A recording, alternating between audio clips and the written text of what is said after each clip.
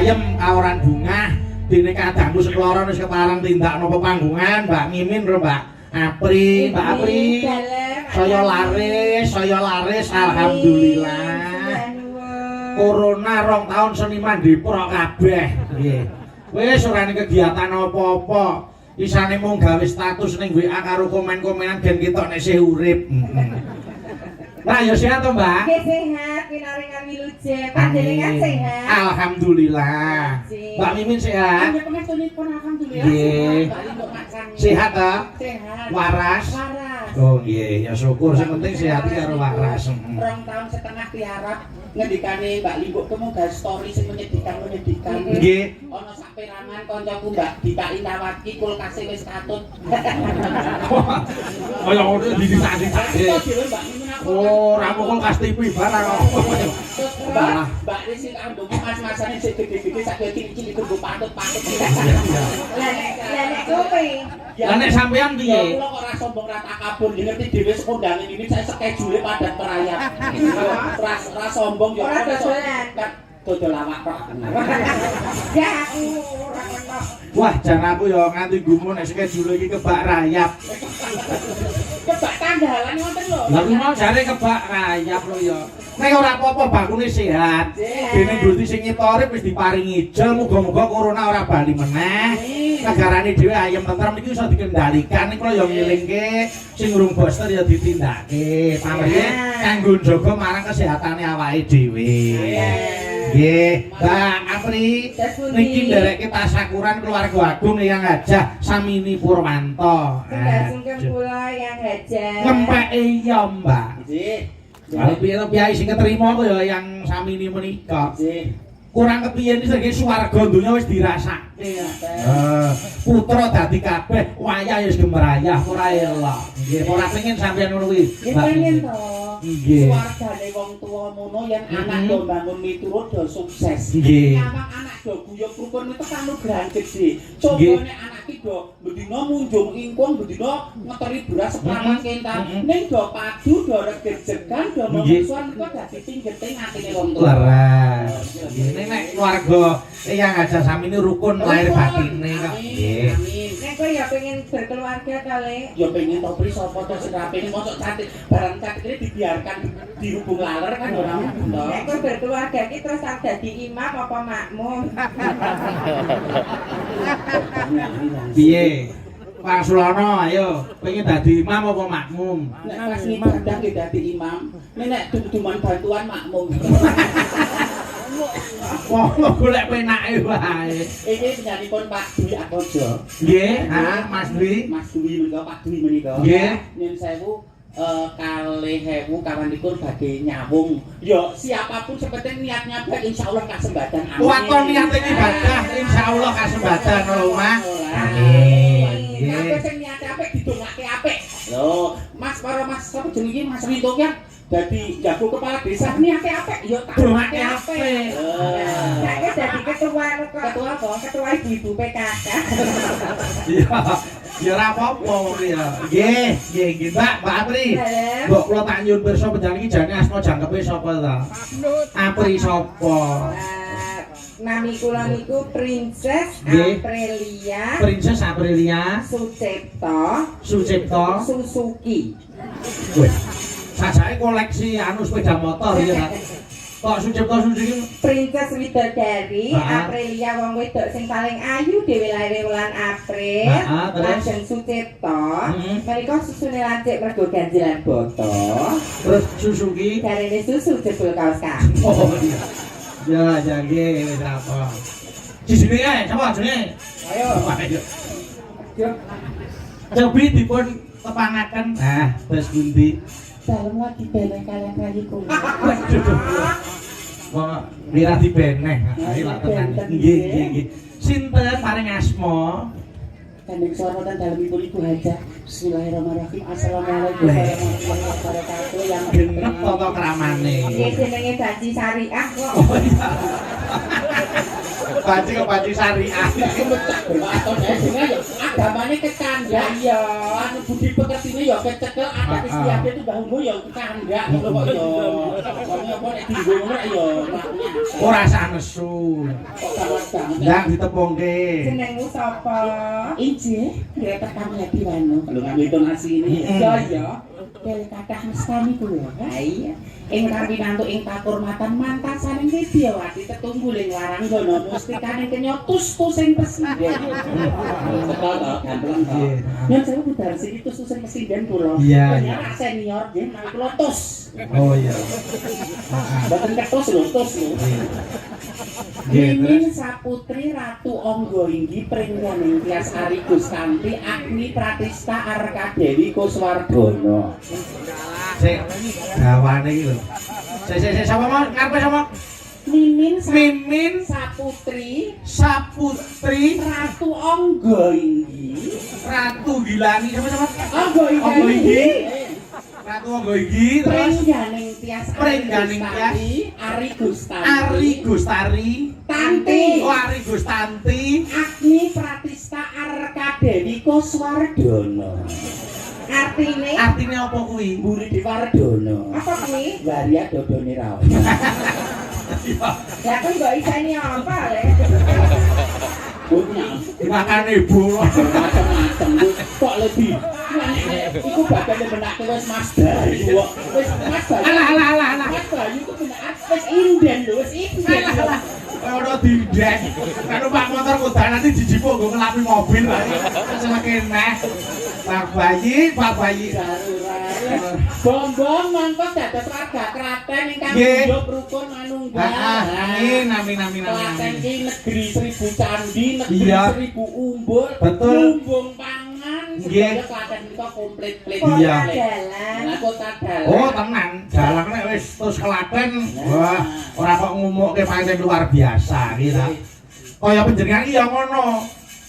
Anu napa niku Gandarwa kok Gandarwa Waragono. Waragono Gendruwo. Waragono. Aja nes. Boten nesu, pancen nek tiyang tresno kan ini juga sasar Alah. konsentrasi. Boten konsentrasi. Nek kita ya bener Kak. Soale janjak wis wudu. Nggih, iki ujube tasakuran karo tirakatan nggih, Pak. Mlayu rengeng-rengeng sawetara. Aku tak nyuwun tulung karo adikku wedok, nduk Atisia gen jumeneng ana kiri kotak kene yo. Mataram yo. Yo. Ae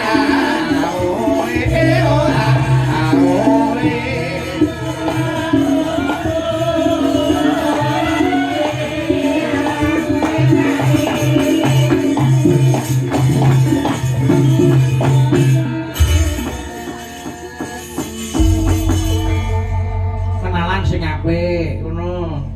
Selamat malam, Nduk. Mbak Apri ditemuke sih, Mbak Apri. Nggih, sugeng dalu nak Cahayu. Nggih, sugeng dalu Mbak Pri. Paring asma sinten? Nggih dipun tepangaken nami kula Atisa. Saking pundi? Saking Ponorogo. Apa lagi? Nggih. Ponorogo kok ono lagi. Oh, mriko berarti tanggane pesindan kerajaan, Lek. Mak iya. Oh, Iki lewatan Mak iya. pesindan. Mak Tukiati. Tukiati. Nggih, ke Ponorogo. Wis kuliah apa sih sekolah? Kelas sekolah Kelas piro, Nak? kelas kalih. Mbak. SMKI. Nggih. Jurusan apa? Jurusan pedalangan. Oh. Ini atas wong wedok jurusan Dalangan. perjalanan. Kowe coba jurusanmu ngendi? Panggung Kartosuro. Oh, nek kletek nek ngono. Sesuk tak goleki wae. Kok tak urut di panggung tak antos tak urut di Nek kan panggung boten kan mburi panggung nika lho. Alah. Sesuk kok tak goleki tak gawake karung pokoke. Guripun gongki sawah. Ya tak cara-cara kon didongke Mas Rinto Pak. Kok sing duwe suryaan. Ku sing duwe gubuk asmara ya wong loro. Anto dijaken kok ayo milih sedulurku nek mertamu mung 3 jam lho. Mertamu kok mung 3 jam. Nah, Atisia saking Ponorogo cek kelas loro SMKI jurusan pedalangan. Moga-moga dadi dalang kondang ya to. Dalang putri saka Ponorogo sing sukses. Amin. Semangat ya, Nok. Aja nulat Mbak Apri. Ning nulat kok begini. Piye sing ditulat apamu? Coba piye sing ditulat apane? Nek babakan pasukan sapa to lerake nggo karo Apri? Nek babakan budi peketu ganggu kan nyun sewu. Nek luwangan Apri mulai jam 4 esuk terus. Oh iya ta. Lah kan wayangan. Yo nek pas wayang nek ora. Berarti Saria. Kan terus ke perjuanganmu. Oh iya. Lah kok sing Kok oh iya lah nek tiru sampeyan iki piye? Tiru sampeyan Nek piye? turu ora gentur tapane. Gede prihatine. Cegah dahar lawan guling. Aja mangan yen durung ngeleh. Heeh. Ning kok mau mangan aja ngantek larak-larak. Sadurunge warak kudu wis rampung. Aja dilo-dilo kuwi gentura prihatine. Lah enake mangan apa to? Hah? Enake mangane mangan apa? Mangan apa ya? Aja mancing to, Pri. Kok sik to? Lah iya nek kok kowe enak iki mangan apa kan ya kudu jletreke bocah iki gen tiru. Ngono lho. Mangan kae nek sithik kae nek sing barang sing halal. Ya. Soale nek mangan barang haram, kelebone ngawak ning nggon getih dadi getih sing ala dadi bocah sing merusak kandang-kandane angel. Iya.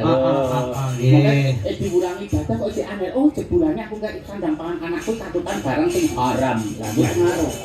Nggih, dirumahke wingi Mbak Putri ya. Mbak Putri. Ayo, Nak, ngatur. Kula nyuwun diaturke anu Mbak lelagon Susi Deman dibawani sik. Nggih. Mbak Atisya bawa Susi Deman saged ta? Nggih. Bisa? Belajar. Nek iso nyawa iki jatahmu 100 wong iso kok. Lomo tenan ya Iya. Dani. Mbak Pur. Mbak Putri saged? Saged 100. Cuma kok mboten saged iki. Ya Mbak Mimin di sana. Kaget. Coba. Jajal, kaya apa nek iso. Perlu pembuktian sih. Oh iya no. Kabeh iki ana buktine. Boten waton ngomong. Ayo. Aja nganti paribasane anu jenenge krikete rumetu kok nopo kayane.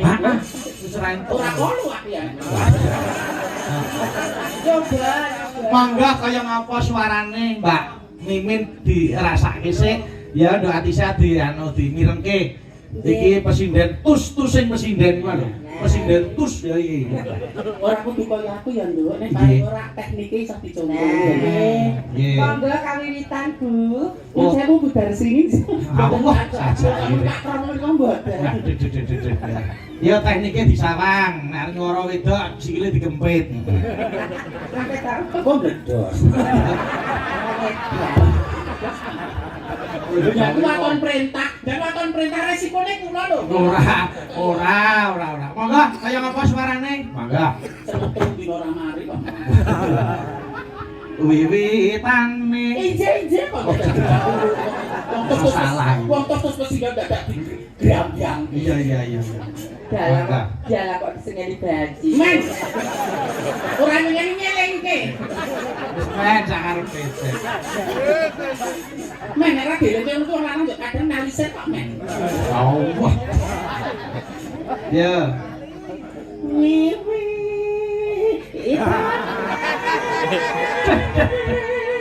Nganggo dudut tak wiwit. Cengkok iki cengkok tale. Lagi sing diarani cengkok talak muntir iki. Jadi nyolong napas. Nah. Tarani lho, Nak. Ora nyolong napas tok kowe. Yo, anu. Anggerasa. Dan main Oh iya.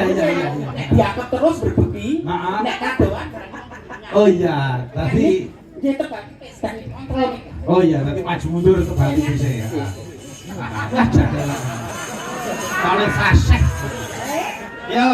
Ketae kok koyo kowe jaman Jaipasan lho. Baik pasti ngono kok ya jalan lintas ki to Dalan iki gonnya gede. Oh iya, iya. Oh, digun menyehatkan jantung. Barangnya ya bypass ke saka kempol. Lah kok jare ambit nang kono golek krim. Iya. Yo. Ayo. Pri. Oh iya, kan derek sangkep kek. Ngono sih ya. Anggerasa.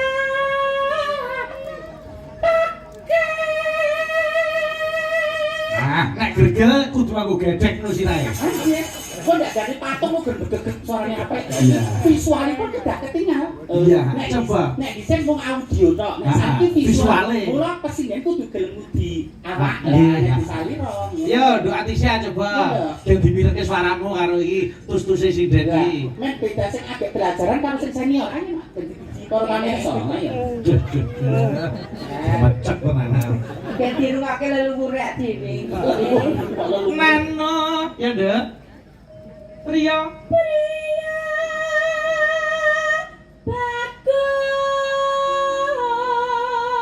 Bagus kang ngolah budaya.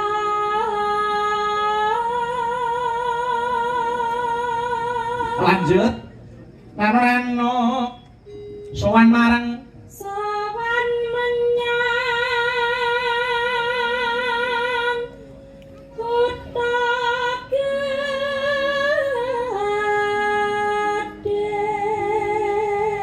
Terus pundi Mbak Mimin kirang menapa? Sampun sae, Nggih. dasar vokalipun sampun sae. Dasare swara wis sampun elok. utuh. Heeh, nggih. Ning aja kendel sithik ya, Mak. Nah, dadi ya ayu etuk ning aja kemayu, kendel etuk ning aja kemendel. Iki ngomong ke awakmu dhewe ya. Yo, Mbak Apri. Benderi tres kayunya. Suarane elok, tak tambahi 50. Ya. Nek sak prowa dereng lho. Eh? Dereng aku lho. Menapa? Dipangi bonus dereng. Oh, dereng. Ora lagi contoh. Oh, gitu. Durung wayahe. Toh nek nonton nek senior ki babakan duit ora mudoke kok pri. Nah, ora kudu. Kok kowe nyetemu ora sombong ora takabur. Nggih, heeh. Ya saiki alhamdulillah aku tiru ning dikake bangun. Bener ngerti storyku. Nggih, heeh. Iya. Bangun. Torika mak kalau nggih umum kok fasilitas umum kok ora. Wah, iya hebat. Kalau jadi alhamdulillah ya cukup. Nggih. Mobil ya papat. Nyun sewu lho. Iya. Sewu. Hebat tenan iki. Mobil papat. Sing satunggal niku Alphard. Apa? Wah, yo elok kuwi. Ning dhuwure enten lampune abang. Wah, bulan. Mas antara wong sombong karo menunjukkan prestasi men dienggo tolak ukur oh iya nek wong gelem budidaya iki dadian suksese. Iya. Sing rasane ki darani sombong. Nek kanggo wong sing atine sik oh iya ternyata acak-acase niku apa itu golek tangan dhewe. Iya, mandiri. Heeh. Ya iki sing diarani umuk alus. Ora dadi umpama senior ki dhuwit ora perlu ya, Mbak. Jane cek 100 hartake malah gleleng. Oh, mboten kudu. Nek kira-kira ben mboten ikhlas mboten. Mboten sah. Ora kudu piye lho. Mbok sing sabar kok terus nesu. Lanjut, Mbak Apri. Ngomong aku lek ning upo ngomong aku moto duiten. Apa elek aku arep pindah ning lokasi omah kali potes ya iso. Wih, iya. Arep pindah ning gentongan ya iso. Sertifikat kula ya ora bae-bae 3. Apa? Sertifikatnya telu. Anu loro vaksin setunggal booster. Booster kok boxer ya. Ya lanjut. Selendang kuning. Wis piyaine ayu, suarane apik, kulite resik. Mbak Apri jan luar biasa tenan. Ya lanjut. Wong rasa bae. Kan anune kan suntik, kono suntik. Nek kan alami, back to nature. Apa artinya back to nature? Kembali ke alam. Ora kono kok aku nek adus nganggo lerak kok aku. Kaya batik. Terus boto tak tepuk ngene Nggo sikatan. Masker letok ya. Kembali ke alam. Maskernya nggak ngangge masker rumput laut, nggak masker Oh iya. Barang Kita nganggo maskeran. Kita nganggo maskeran. Gentine odo. Ya lanjut.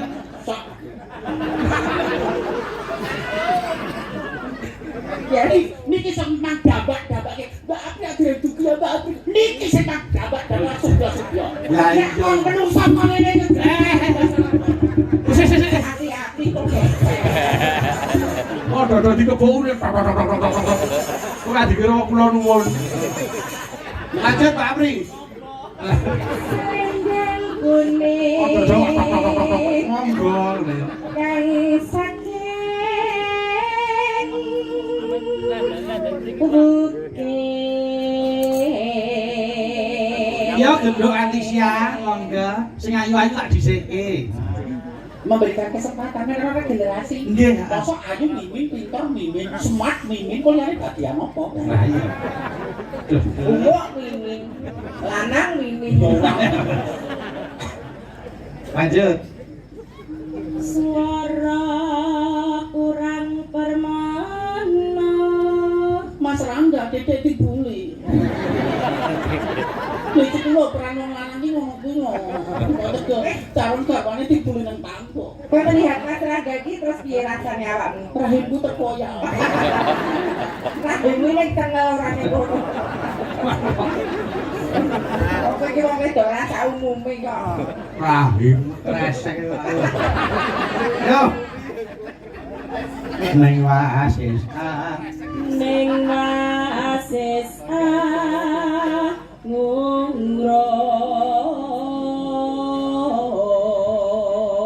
Ning tenang niku anak wedok mau Rahma mau ya ngono. Pak Yanti siapa yang nemeni Bapak? Mbak Amin karo Mbak Apri. Wah senenge ora ilok. Anu Mbak Amin itu yang tua itu toh. Ha. Nek bocah mboten ono paling ngomong bocah tadi. Oh enggak, bocah aku ya. Nek sing ngomong bapak tak jak geluk. Nek bocah ora apa-apa. Gelek endi? Neng pom bensin aja. Yo, gendut tok neng pom yo. Ngono anggur marang bendara. Ngungro marang bendara. Ya sules ya pijer ngincangake ale. Yo, Pak. Bagian kula. Apa? Lah iki kelas ki kan juara biasa. Lah coba manyuwara. Ayo. Terus Kula kuwi lho. Wong senengane kok ajane nyuwara mbok yo sing apik. Apik. berikan ruang buat partner untuk bekerja. Ukuran pira? 2 kali 1. Ruangnya maksudnya kesempatan. Oh, Diberikan ruang. Yang ada kan diberikan ruang, jangan kabeh tok monopoli dhewe. Diberikan ruang buat yang lain untuk berkreatif. Nggih, berikan ruang kepada yang junior ya ta? Ya, Mbak Atis ya. Terus. Terus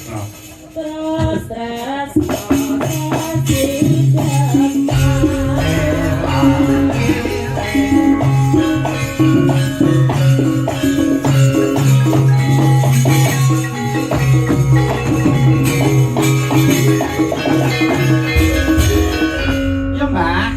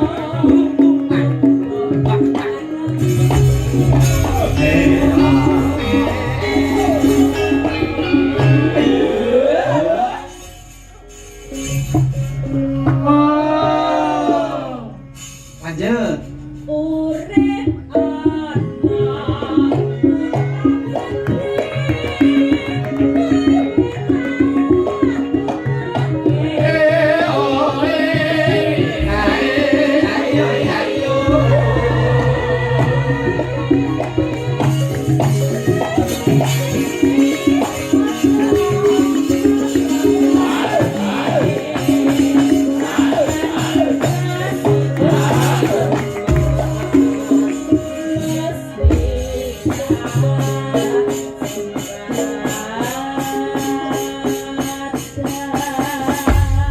sembah nuwun sampun dipun aturaken menika sesideman sing bawa nduk Atisya karo Mbak Apri.